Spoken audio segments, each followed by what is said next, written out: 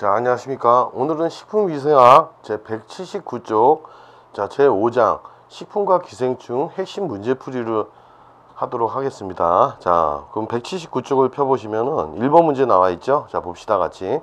다음 중 어패류를 통해 감염되는 기생충으로 바르게 짝지어진 것은 무엇인가? 자, 어패류, 그러니까 염분에 강한 것이죠. 그래서 어패류에 기생하는 기생충은, 자, 여기서 봤을 때 3번이죠. 요코가와 흡충과 아니사키 자충, 그 다음에 페디스토마, 간디스토마 이런 것들입니다. 그래서 선모충과 유구조충 같은 경우는 돼지고기, 그 다음에 무구조충은 소고기, 소에 관련돼 있죠. 그래서 답은 3번이 되겠습니다. 2번을 봅시다.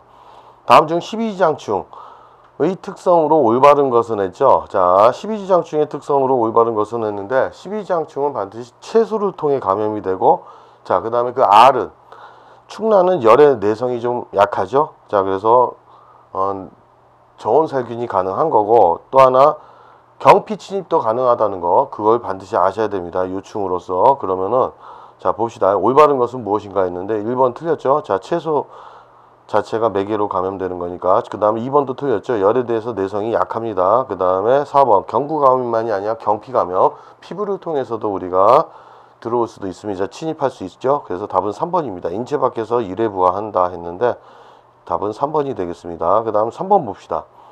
다음 중 회충에 대한 내용이 아닌 것은 무엇인가 했는데, 자, 회충은 열과 일광, 햇빛에 약하죠. 자, 그래서 나머지 조건에는 비교적 내성이 굉장히 강합니다, 여러분. 그래서 보시면은 1번 경구 침입된 후 반드시 경구 침입이죠. 위에서 부화한다. 맞습니다. 그 다음에 2번 자충이 되어 심장, 폐포, 기관지, 식도를 거쳐 마지막에는 소장에서 성충이 되죠. 그 다음에 3번 감염 한 50에서 70일이면은 성충이 되어 산란한다. 보통 회충, 그 다음에 요충, 요거 되게 중요하다고 했죠. 그래서 다 4번 봅시다. 자충은 1% 승홍수에 쉽게 사멸된다 했는데 요것이 틀렸죠. 우선은. 자, 그래서 나머지 열과 그다음 햇빛에는 강하지만 나머지에는 내성이 약하지만 나머지엔 여러 가지 요인에는 내성이 강하다고 했습니다. 그래서 3번의 답은 4번이 되겠습니다. 자, 180쪽을 보시면은 4번 봅시다. 수돗물을 세게 틀고 야채 세척을 하는 경우 부착된 기생충란의 몇 % 정도까지 제거 가능한가?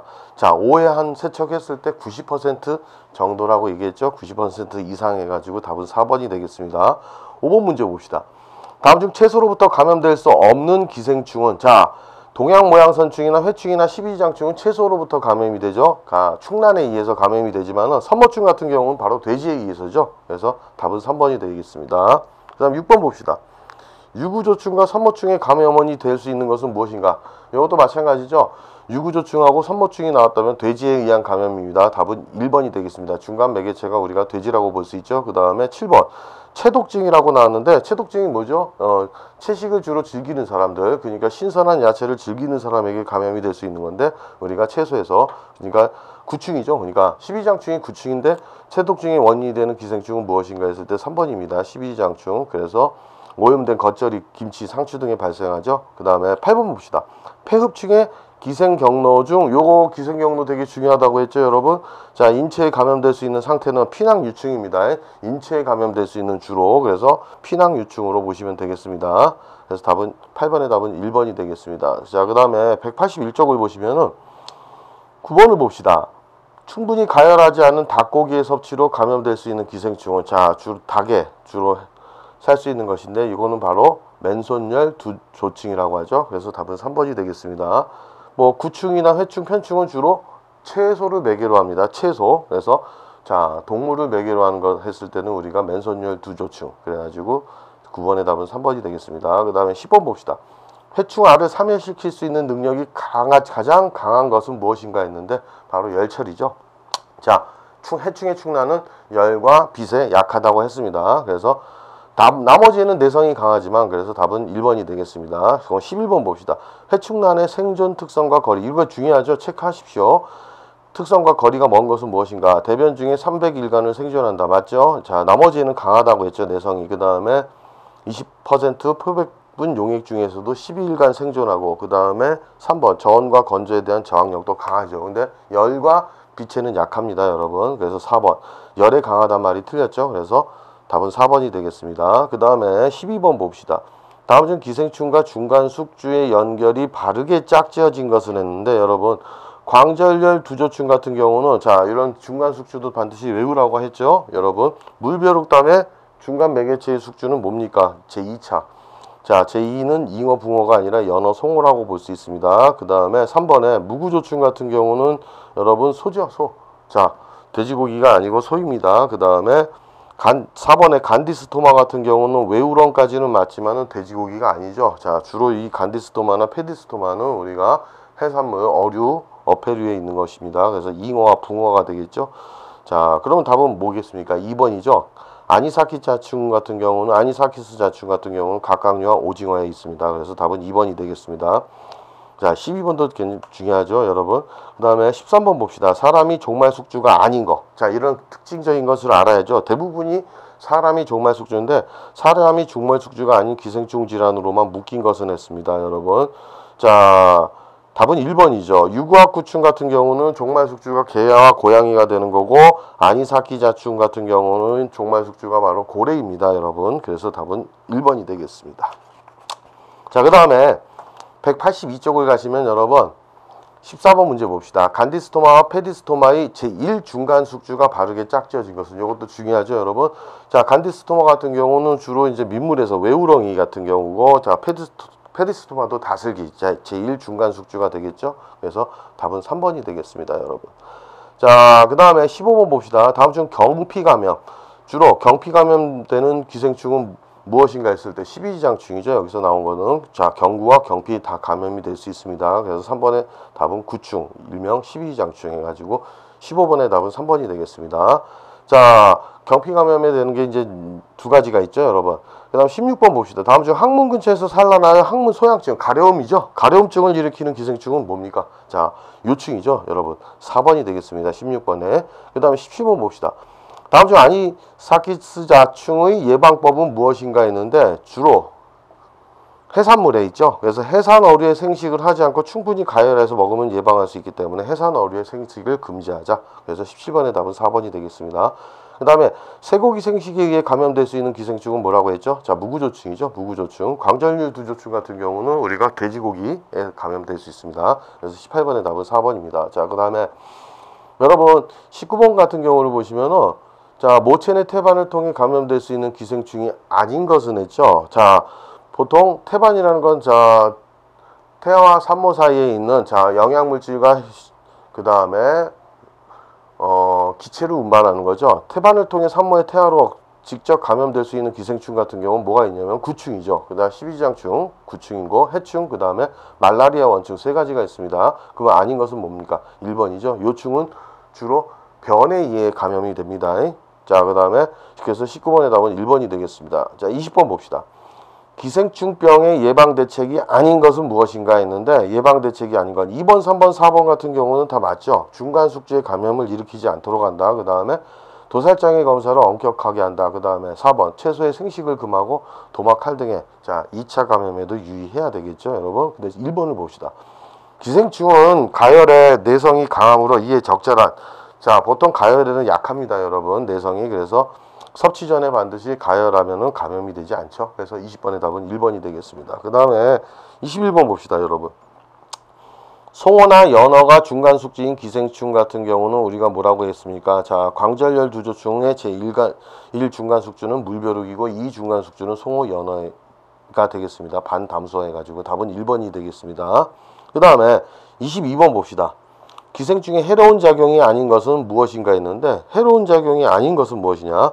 자 2번 유독물질을 생성한다. 맞죠? 해로운 작용이죠. 그 다음에 3번 영양물질을 손실한다. 맞습니다. 4번 기계적 작용으로 장애를 일으킨다고 했는데 뭐 예를 들면은 기생충 같은 경우에 영양물질 손실 그러니까 바이타민 B 같은 경우 손실 빈혈 유발하고 조직의 파괴 자극과 염증 그런 것들이 있고 유동성 물질을 산출하는 것들도 있죠. 그 다음에 미생물 침입에 오히려 조장을 합니다. 그러니까 결국은 이 기생충도 미생물의 숙주가 되기 때문에 우리가 특히 이제 회충이나 아메바성 이질 같은 경우 그렇게 되는 거죠. 그래서 미생물의 침입을 막는 게 아니라 오히려 촉진을 하죠. 그래서 답은 22번의 답은 1번이 되겠습니다. 자 22번 체크하시고 그 다음에 23번을 봅시다. 다음 중 채소류로부터 채소류로부터 감염이 되는 것이 아닌 것을 했는데 회충, 펜충, 동양 모양 선충 같은 경우는 채소류로부터의 감염입니다. 유구각, 구충 같은 경우는 자 민물고기에 의한 감염이죠, 여러분. 그래서 답은 2번이 되겠습니다. 자, 그다음 24번 문제 봅시다. 다음은 무엇에 대한 설명인가 했는데 북부 온대지방 반담서를 생식하는 지방에서 많이 발생하며 길이는 3에서 10cm, 폭은 2에서 자 2.5cm이다. 두 절은 곤봉 모양이고 제1 중간 숙주. 여기만 한번 체크해 보셔도 되겠죠? 여러분, 제1 중간 숙주가 물비록 제2 중간 숙주는 반담소인 것은 반드시 이제 2번에 광절열 두조충이라고 볼 수 있습니다. 여러분. 자, 그다음에 25번 문제를 봅시다. 잉어를 생식할 경우 감염되기 쉬운 기생충은 무엇인가 했는데 보통 제1 중간 숙주가 외우렁이고 제2 중간 숙주가 잉어, 붕어에 있는 것은 바로 2번 간디스토마이죠. 그래서 25번의 답은 2번이 되겠습니다. 그 다음에 26번 폐흡충의 제1 중간 숙주. 자, 페리스토마를 얘기하는 것이죠. 그래서 자, 다슬기죠. 여러분, 페리스토마 같은 경우는 자, 그래서 26번의 답은 3번이 되겠습니다. 27번 봅시다. 회충에 관한 설명 중 옳지 않은 것은 무엇인가 했는데 자, 1번 장내 군거 생활을 한다. 맞죠? 그 다음 백도시로 가열할 경우 축란은 사멸할 수 있다. 축란 같은 경우는 열에 약하다고 얘기했죠? 그 다음에 3번 유충은 심장, 폐포, 기관지를 통과한다. 맞습니다, 여러분. 4번 축란은 산란과 동시에 감염형이 된다 했는데 여러분 아니죠? 자, 축란은 산란과 동시에 감염이 아니고 위에서 이제 산란을 하고 자, 그 다음에 여러 기관을 돌아다니다가 마지막에 소장에서 성충이 되는 것이죠, 여러분. 그래서 답은 4번이 되겠습니다. 자, 뭐 여기 해설에도 나와 있으니까 여러분들이 그걸 좀 보시면 되는 것이고, 그 다음에 28번 문제를 가봅시다. 다음 회충에 대한 설명 중 옳지 않은 것은 무엇인가 했는데 여러분 1번 뭐 소장 중에서도 보통 공장에 기생하는 해충은 뭐 햇배라고 알려진 복통. 자, 공장의 해충의 길이가 좀 어느 정도 길기 때문에 복통이나 장, 폐쇄증, 영양장애 일으킵니다, 여러분. 그리고 몸 길이가 암컷이 더 크죠? 20에서 35cm. 그 다음에 수컷 같은 경우는 15에서 25cm 맞습니다. 3번 암컷은 하루에 작 10에서 20만 개의 알을 낳는다. 맞습니다, 여러분. 자, 근데 회충은 보통 4번 봅시다. 5월, 6월, 11월, 12월 두 번 정도의 계절적 감염 최고치를 보인다 했는데 여기 좀 틀렸죠. 보통 2월에서 3월 야채를 매개체로 하기 때문에 여러분 2월에서 3월과 8월에서 9월 정도. 그래서 5월, 6월하고 11월, 12월이 틀렸습니다. 2월, 3월, 8월, 9월 해가지고 답은 4번이 되겠습니다. 29번 봅시다, 여러분. 간비대, 복수, 황달, 간에 영향을 미치죠. 그 다음에 빈혈 등을 일으키는 기생충이 있을 때 딱 나온 것은 간디스토마죠, 여러분. 자, 답은 1번이 되겠습니다. 그 다음 30번 중간숙주가 개가 될 수 있는 것은 무엇인가? 자, 제2중간숙주 개나 가재, 각각류가 될 수 있는 것은 바로 4번 폐흡충이 되겠습니다, 여러분. 그래서 30번의 답은 4번이 되겠습니다, 여러분. 31번 봅시다. 다음 중 기생충과 숙주와의 관계가 옳지 않은 것은 무엇인가? 선모충 같은 경우는 돼지감염 맞습니다. 무구조충 소 맞죠? 광절열 두조충 같은 경우는 뭡니까? 보통 자, 제2 감염 자, 숙주와의 관계인데 연어나 송어라고 볼 수 있습니다. 다슬기 같은 경우는 우리가 아까도 말씀드린 것처럼 페디스토마죠. 페디스토마. 그래서 자, 4번 그러니까 3번이 틀렸고 그래서 3번이 답이고 4번 같은 경우도 맞습니다, 여러분. 간디스토마는. 자, 그 다음에 186쪽을 펴보시면 여러분 32번 문제를 가봅시다. 다음은 어떤 기생충에 대한 설명인가 했는데 여러분 자 1838년 이탈리아의 A 그 다음에 두비니에 의해 처음 발견되었고 두비니 구충이라고도 한다. 여기까지 잘 모르시더라도 밑으로 쭉 보시면 되겠죠. 쌍선충류에 속하는 인체 기생충이며 소장의 상부인 공장에 기생한다. 자, 여기 밑줄 쳐봅시다. 공장에 기생하는 거, 그 다음에 상부 쪽이죠. 그 다음에 한 마리가 하루에 0.2cc 정도의 피를 빨아먹을 수 있으면 철분 결핍성, 빈혈증을 일으키는 거는 바로 구충이 되겠습니다, 여러분. 3번입니다. 그래서 뒷부분을 보셨을 때 공장에 기생할 수 있고 이런 부분의 특징을 조금만 보시면 됩니다, 여러분. 그러니까 공통적인 특징은 거의 비슷하기 때문에 시험 문제 같은 경우는 이제 주로 특이성 이런 것들을 좀 외우셔가지고 이렇게 맞추시면 되겠습니다, 여러분. 문제가 그런 쪽으로 출제가 되니까. 그 다음 33번 문제 가봅시다. 무구조충하면 소에 의한 감염이죠, 여러분. 옳지 않은 것은 무엇인가 했는데 보통 무구조충을 나름말로 민촌충이라고도 얘기하죠. 그 다음 3번 인체의 소화관에서 기생하고 4번 소화기 증상을 일으킨다. 맞습니다, 여러분. 2번이 틀렸죠. 돼지에 의한 오염이 아니라 소에 의한 오염입니다. 그래서 33번의 답은 2번이 되겠습니다. 자, 34번 문제 봅시다. 기생충난을 제거하기 위해 야채를 세척하는 방법은 어떻게 하죠? 수돗물에 씻으면 된다. 맞기야 맞지만은 뭐 수돗물이 아닌 물에도 우리가 세척이 가능합니다, 여러분. 소금물에 1회 씻는다 이게 아니죠. 자, 흐르는 물에 5회 이상 씻었을 때 자, 90% 이상의 충난이 제거가 되죠. 그래서 답은 3번이 되겠습니다, 여러분. 자, 35번도 체크하십시오. 다음 기생충 감염의 예방 원칙이 알맞게 짝지어진 것은 무엇인가 했는데, 자, 기억. 채소류는 충분히 잘 씻고 생식할 때는 청정 채소를 이용한다. 맞죠? 그 다음 니은 분변 처리를 완전히 하여 기생충 알. 거의 대부분이 웬만하면 우리가 충난에 의해서 우리가 감염이 되죠. 자, 그렇기 때문에 이제 알을 죽이거나 잘 눈에 보이지 않는 부분으로 없애버린다. 맞죠? 디귿. 건변을 정기적으로 실시하여 조기구충에 힘쓴다. 맞습니다. 그 다음 손은 항상 깨끗하게 잘 씻는다. 맞습니다. 그래서 다 맞죠. 기억, 니은, 디귿, 니을 다 맞습니다. 그래서 답은 35번의 답은 4번이 되겠습니다. 그 다음 187쪽 봅시다, 여러분. 자, 36번. 해충과 달리 구충을 예방할 때 특별히 조심해야 할 사항은 무엇인가 했는데, 여러분, 구충 같은 경우는 경구 감염만이 아니라 경피 감염도 가능하다고 했죠, 여러분. 그래서 피부로 우리가 통해서 들어올 수 있기 때문에 얘는 그만큼 피부를 뚫고 들어올 수 있는 이가 있기 때문에 맨발로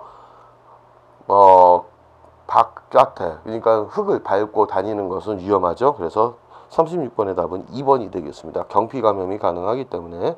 그래서 36번의 답 2번, 36번도 체크하십시오. 그 다음에 37번 봅시다. 구충에 관한 설명 중 옳지 않은 것은 1번 체독증이라고도 한다. 그죠? 야채에서 주로. 자, 그 다음에 2번 증상으로는 피부염, 발적, 종창, 궤양성 변화. 맞습니다. 토양매개성 윤축 맞죠? 근데 3번 봅시다. 예방법으로는 채소를 깨끗이 씻고, 여기까지 맞죠?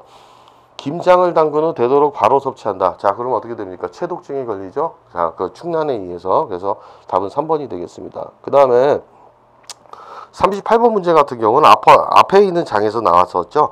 다음 중 이질 아메바에 관한 설명 중 옳지 않은 것은 원생동물류죠. 이거는.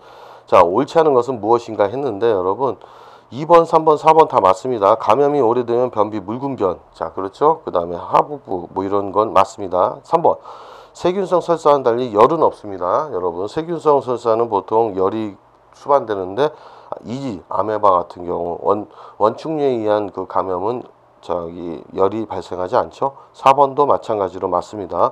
여러분 1번 전 세계의 발생률이 가장 높다 했는데 아닙니다, 여러분. 자, 90% 정도는 증세를 일으키지 않고 전 세계에서는 약 10% 정도 감염률이 그렇게 높진 않습니다. 감염률이 높은 거는 그 앞장에서도 우리가 배웠죠. 90% 이상 되는 것은. 그래서 38번의 답은 1번이 되겠습니다. 경구 감염에서 배웠습니다, 여러분.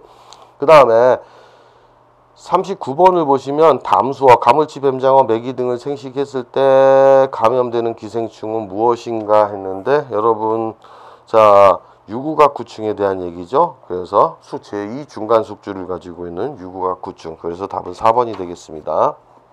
그 다음 188쪽을 봅시다, 여러분. 40번 문제. 다음 중 무구조충과 유구조충의 비교가 옳지 않은 것은 했습니다. 자, 3번을 봅시다, 여러분. 자, 여기서 무구조충 같은 경우가 타원형이라고 했는데 거꾸로 바뀌었죠. 무구조충이 구형이고 유구조충이 자 타원형이 되겠습니다. 그래서 40번의 답은 3번이 되겠습니다, 여러분. 자, 그 다음 41번 봅시다. 각각의 특징이 있죠, 여러분. 표에서 그런 부분이 자세히 이제 정리가 되어서 나와 있기 때문에 그것들을 조금 외우셨으면은 이런 문제는 쉽게 풀 수 있으라고 봅니다. 41번 봅시다. 자, 다음 중 갈고리 춘충에 관한 내용끼리 짝지어진 것은 무엇인가 했죠? 1번. 자, 기억을 봅시다. 낭충의 저항력은 비교적 강하여 상온에서 24일간 생존한다. 이게 갈고리 춘충의 특징이죠. 그 다음에 디귿을 봅시다. 기생장수는 소장 윗부분의 점막이고 체절은 800에서 900개로 되어 있다. 기억 디귿이 맞죠? 그러면 니은은 뭡니까? 증상은 위장 증상, 안 증상에 있어 발열이 있고 근육통, 이런 건 선모충이죠. 선모충. 그 다음에 니을 같은 경우도 사람을 비롯해 돼지, 개, 고양이 등 여러 포유동물에 감염할 수 있는 것. 그래서 니은, 니을 같은 경우는 선모충에 의한 감염이라고 볼 수 있고, 기억 디귿이 갈고리 춘충에 의한 감염 증세라고 볼 수 있습니다. 그래서 41번의 답은 2번이고 42번 봅시다. 요충에 관한 설명 중 옳지 않은 것은 무엇인가 했는데, 1번 암컷은 주로 야간에 칩신 시간에 산란을 하고 그대로 죽는다. 뭐 이렇게 있고, 3번 피페라진제나 비듐 파모에이트가 구충에 사용된다. 맞죠? 자, 습진이나 피부염 일으키고 수면 부족, 신경질적이 된다 했는데, 자, 특히 이런 것들을 잘 모르시더라도 여러분, 요충은 주로 소장에 있는 그 윗부분 공장에 기생하는 게 아니라 어디라고 얘기했죠? 맹장이라고 얘기했죠. 그리고 요충 같은 경우는 경피 감염이 되지 않습니다. 경구 감염입니다. 그래서 답은 2번이 되겠습니다, 여러분. 그래서 그 특징, 다른 거 좀 모르시더라도 요거의 특징 하나는 4번에 2번은 42번에 2번 같은 경우 공장이 아니고 맹장, 그 다음에 경피가 아니고 경구 감염이기 때문에 답은 2번이죠. 그 다음에 43번 봅시다. 페이지디스토마 이런 거 중요하다고 했죠. 감염 경로가 맞는 것은 했는데 제1 중간 숙주는 여러분 다른 거 없이 다슬기고 제2 중간 숙주는 개나 가재를 가지고 있을 수 있는 것. 답은 4번이 되겠습니다, 여러분. 그다음 189쪽을 보시면은 간디스토마의 감염 경로가 맞는 것은 했죠. 이것도 마찬가지죠. 제1 중간 숙주가 외우렁이고 그 다음에 2 중간 숙주가 담소에 의한 것, 마지막 사람에 의한 것 했을 때 우리는 답이 3번 되겠죠. 자, 그래서 43번, 44번은 다 알아두시고 체크하시고 그 다음 45번 봅시다. 폐흡층의 기생 경로 중 인체에 감염될 수 있는 상태는 반드시 얘기했죠. 피낭유충이라고 얘기했죠. 피낭유충을 뭐라고 합니까? 메타세카리아라고 해야죠. 그래서 메타세카리아가 바로 우리나라 뜻으로는 이제 말로는 피낭유충이 되겠습니다. 그래서 반드시 메타세카리아, 그래서 사람에 의해 감염되는 건 피낭유충에 의해서 감염이 됩니다. 뭐 여기 밑에 해설도 나와 있지만은 여러분 반드시 얘가 축란을 거쳐 유모유충 때는 제1 중간숙주 포자낭 유충이다. 포자낭 유충일 때 제2 중간숙주, 그 다음에 유미유충 해가지고 피낭유충이 됐을 때가 우리가 보통 메타세카리아라고 할 수 있죠. 그래서 답은 4번이 되겠습니다. 인체. 자, 이제 이렇게 이제 핵심 문제 풀이를 했고, 자, 제6장을 한번 들어가 보시겠습니다. 제6장이 식품과 그 다음에 위생동물에 대해서죠. 자, 그래서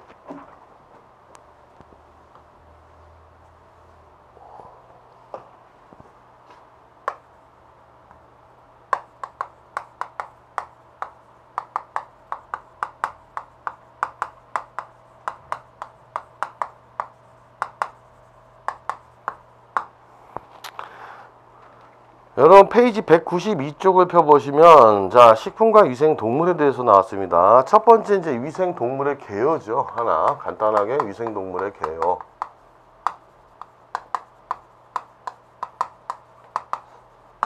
요때 이제 나온 게 뭡니까? 위생동물의 특징이죠.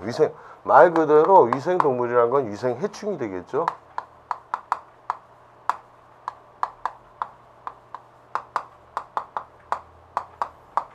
자, 위생동물의 특징은 여러분 전체적으로 우리가 한번 봅시다. 수분이 적은 식품에서 반드시 생육이 가능하다. 위생해충을 얘기하는 겁니다. 그 다음에 식성 범위가 넓다는 특징이 있죠. 그 다음에 생활 가능한 온도 범위가 넓고 음해주광성. 음해주광성이 뭡니까?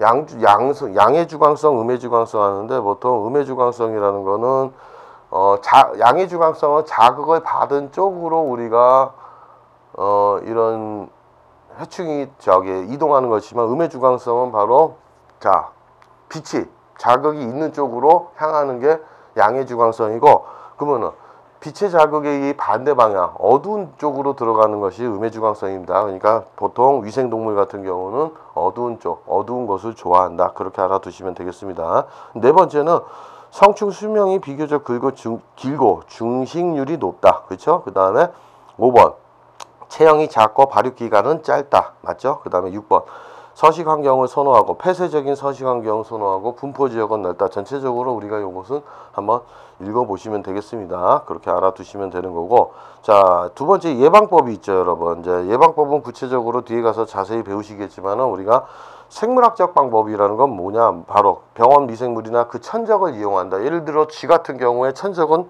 우리가 고양이죠. 그렇게 되는 것들처럼. 그다음 화학적 방법은 살충제나 그 해충의 기피제를 이용하는 거고, 물리적 방법은 말 그대로 모기나 이런 것들이 들어오지 못하게 파리가 방충망 설치하고, 그 다음에 주광성을 이용한다. 보통 얘네들이 음지를 어두운 곳을 좋아하니까 밝게, 자, 햇빛을 비춰주게 되거나 또 포충기를 이용한다. 그렇죠? 그 다음에 기계적인 걸, 그 다음에 환경적 방법은 온도나 습도 조절 발생원을 아예 제거해 버린다. 이런 부분이 있습니다, 여러분. 자, 3번을 봅시다, 여러분. 3번에 보시면은 이제 이런 해충. 자, 위생해충의 생활사라고 나와 있죠?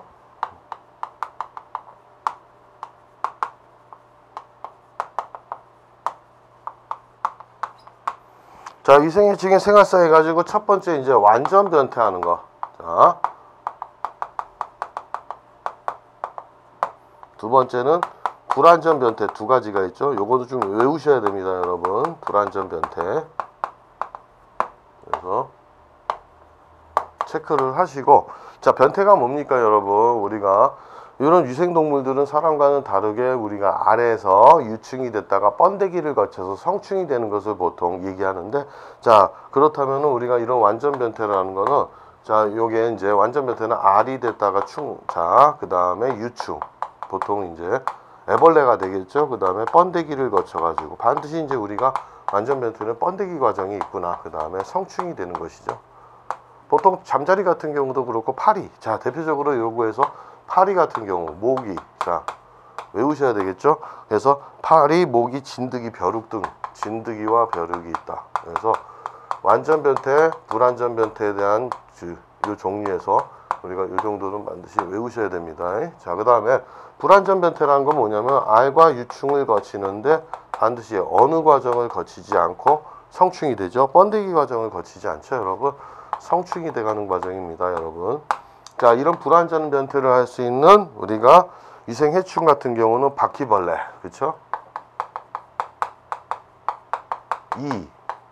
빈대. 요즘은 이제 한때는 이가 멸종 동물이라고 얘기했는데 요즘은 어떻습니까? 저 유치원이나 초등학교에 지금 집단으로 이가 발생하고 있죠, 여러분. 다시 돌아오고 있습니다, 여러분. 자, 이렇게 해서 요거 반드시 외워두시고, 자, 이제 두 번째 위생동물의 종류를 한번 들어가 봅시다.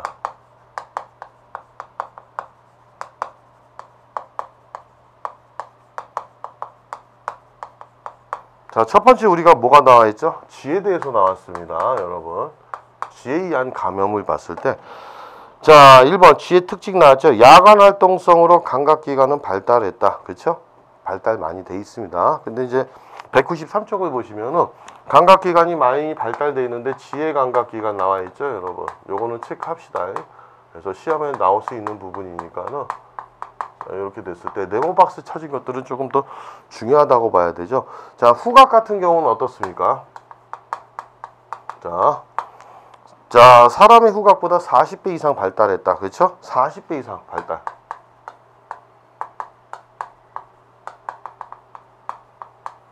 그 다음에 청각이죠, 여러분.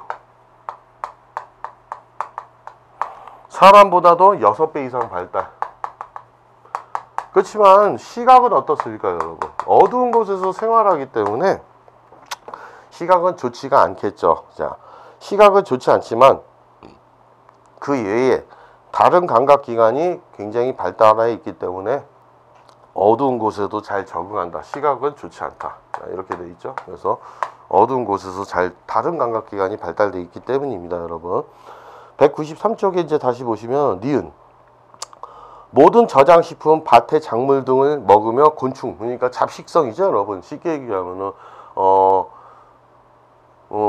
육식도 하고 우리가 채식도 할 수 있는 거, 곤충도 잡아먹는 잡식성이다. 됐죠? 그 다음에 디귿, 반드시 식품이 있고 물 사정이 편리한 곳에 서식한다. 여기다는 밑줄 쳐봅시다.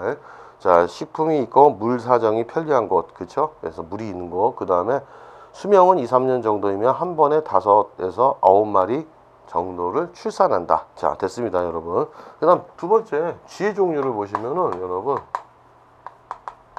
이런 위생동물에 해당하는 쥐도 쥐과도 여러 가지가 있죠. 근데 이제 뭐 다람쥐 같은 경우도 쥐과에 해당하지만은 그것들은 보통 이제 위생동물 하면은 우리가 크게 뭐가 있냐면은, 자, 여기 종류가 나와 있죠, 여러분. 요거 특징을 아셔야 됩니다. 그래서 쥐의 종류 중에서 특징, 시험에 가끔 나오니까 집쥐가 있죠, 보통. 우리가 집에서 흔하게 볼 수 있는 집쥐가 있고 생쥐가 있고, 그 다음에 우리가 곰쥐라는 것이 있습니다. 약간의 특징이 다 다르죠. 곰쥐, 집쥐, 생쥐. 주로 우리가 볼 수 있는 거는 집지지만은 크기 같은 경우 한번 봅시다. 그래서 체크를 하십시다. 자, 크기는 누가 오히려 이제 체중이 크다. 집지가 가장 크다고 볼 수 있죠. 그 다음에 곰지 같은 경우가 중간이고 생지가 굉장히 작다고 볼 수 있습니다. 크기는 작다. 이렇게 알아두시면 되는 거고, 꼬리 길이 같은 경우 서식처 요것들을 조금 봅시다, 여러분. 다 하나씩. 자, 보통 집지 같은 경우는 그림도 나와 있지만은 몸통 길이보다 약간 짧다. 그렇죠? 그래서 몸통 길이보다 약간 짧고, 그 다음에 생지 같은 경우는 몸통 길이보다 길고, 그 다음에 곰지 같은 경우도 몸통 길이보다 길다. 서식처도 한번 체크하십시오. 그래서 꼬리 길이 이렇게 보셔야 되고, 그 다음에 각각의 특징이니까는 공통된 거 말고, 그 다음에 서식처 이렇게 보시고, 이런 것들을 한번. 자, 보통 집지 같은 경우는 마루 밑이나 시궁창 지하 돌담 사이에 있고, 그 다음 특징 같은 경우는 뭐라고 되어 있습니까? 꼬리는 몸통보다 약간 길다. 그 정도만 우리가 보시면 되겠습니다.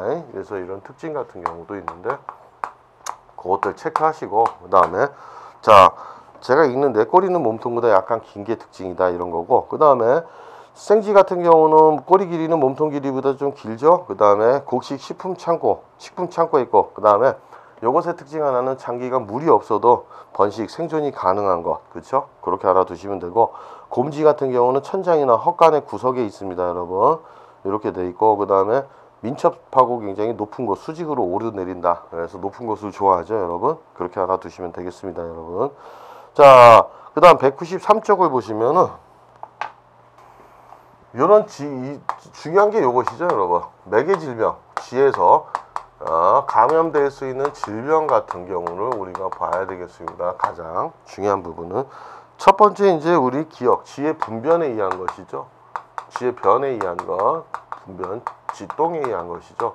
자, 이랬을 때는 유행성 출혈열이죠. 유행성 출혈열을 감염시킨다. 유행성 출혈열 보통.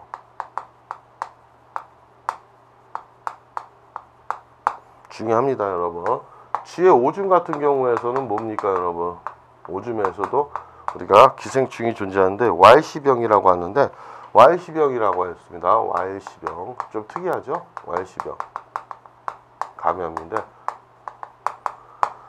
자, 간단하게 Y시병이 뭐냐면은 일명 다른 말로 농부병이라고도 합니다. 렙토스피라증이라는 것인데, 그 렙토스피라라는 세균에 의해서, 자, 보통 이 농부병에 Y시병에 걸리면 눈의 충혈, 간 부전, 그 다음에 근육통 이런 것들이 생기죠. 그래서 렙토스피라 감염성 질환입니다, 여러분. 그래서 눈의 충혈을 가지고 간 부전이나 그 다음에 근육통, 그 다음에 쥐에 물려서 감염이 되는 것이 있죠. 쥐에 물려서 감염이 된다.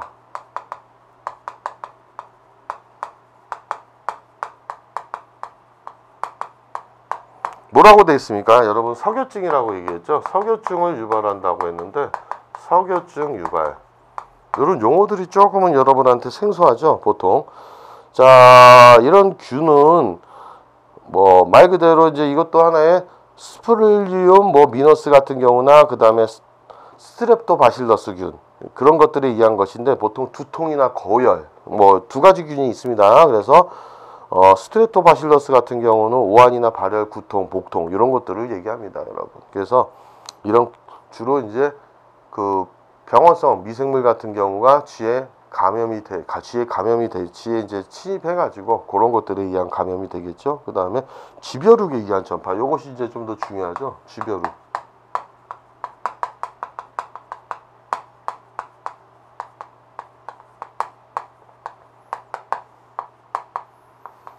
뭡니까, 여러분? 패스트죠. 흑사병이라고도 일명 얘기할 수 있는 패스트. 그 다음에 한때 이걸로 많은 사람이 죽었죠, 여러분. 그 다음에 발진열. 발진열이 있습니다. 발진열을 유발한다. 발진열 유발.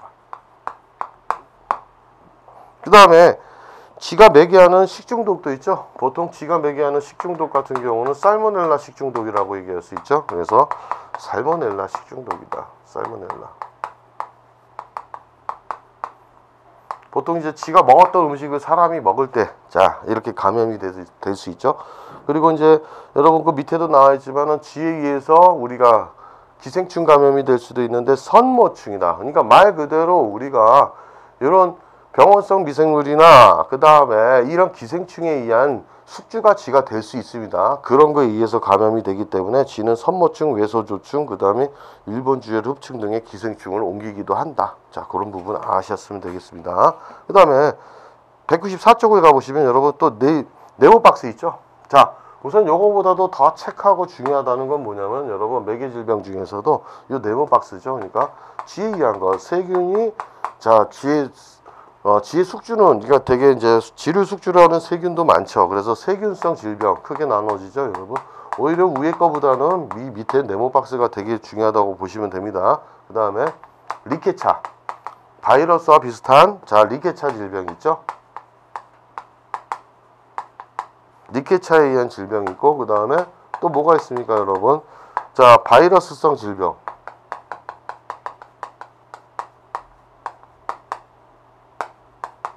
하나가 더 있다면 뭐죠? 기생충이죠, 여러분. 기생충에 의한 질병. 이런 것들입니다. 자, 그러면 세균성 질병 같은 경우는 했죠, 주로. 쥐의 벼룩에 의해서 그 다음에 했었던 게 패스트죠, 여러분. 패스트. 이게 전부 쥐가 하나의 매개체가 돼가지고 사람에게 우리가 감염이 될 수 있는 질병이죠, 여러분. 패스트 같은 경우가 있고 YC병이 있습니다. YC병. 아까도 얘기했던 것처럼 세균에 의한 감염. 뭐 스트랩토바실러스 같은 경우 아까 얘기했죠. 그러니까 이런 세균 같은 경우 스트랩토바실러스 그 다음에 뭐 모니퍼미스 이러니까 스플리움니스 뭐 미너스 해가지고 이런 세균에 의한 것이 있습니다. 세균 종류 굳이 세균 종류는 외울 필요는 없죠. 그 다음에 Y씨병 같은 경우는 렙토스피라라고 하죠. 렙토스피라증 그죠. 그 다음 발진열 석열열 쥐에 물렸을 때죠, 여러분. 보통 쥐에 물렸을 때 아까 얘기한 게 제가 얘기했던 스테레토바실러스 균이나 이런 것들 그거에 의한 겁니다. 그러니까 리케차죠. 리케차 요 정도 이질 그렇게 되고 바이러스 질병으로는 유행성 출혈열 같은 경우 그 다음에 기생충 질병으로는 아메바성 이질, 선모주충, 외소주충 이런 것들을 얘기하는 겁니다, 여러분. 자, 그러면은 네 번째 이제 구제법을 한번 들어가 보겠습니다.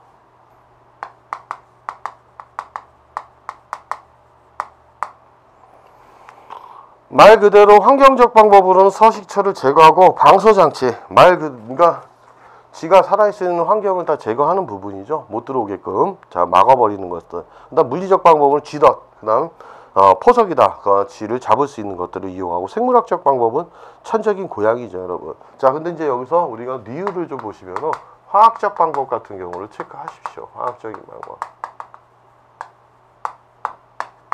저 화학적 방법은 뭐라고 되어 있습니까? 살서제라는 거는 이제 쥐를 죽이는 방법이죠. 그래서 옥내에서 사용하는 뭐 코우마린계의 만성 출혈 독제인 자 와파린이라고 했는데 거기다 밑줄을 칩시다.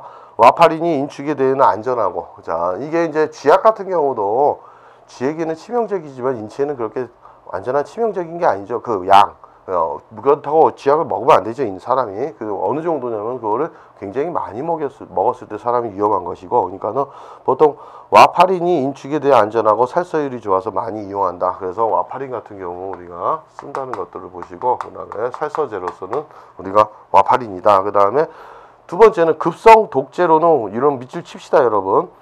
자 살서제로는 와파린이고 급성 독제로는 황인제, 이나 아연, 비소제 등이 사용된다. 자 근래에는 이제 프라톨이 있죠. 프라톨을 이용한다. 밑줄을 칩시다, 여러분. 자, C.